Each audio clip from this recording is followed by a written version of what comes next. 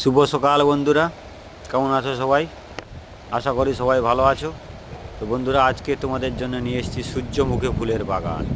দেখতে পাচ্ছ কত সুন্দর লাগছে ফুলটা, মানে না দেখলে ঠিক বুঝতে পারবে না।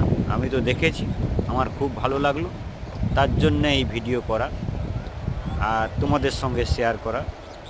তোমাদের আমার যারা শহরে যারা আমার বন্ধুরা থাকো, তারা তো বুঝতে পারো না, জানো না, সেই জন্য এই ভিডিওটা। আর দেখতে পাচ্ছ এই ফুলের মাঝখানে যে বীজগুলো দেখতে পাচ্ছ, এই বীজ থেকেই তেল তৈরি হয়।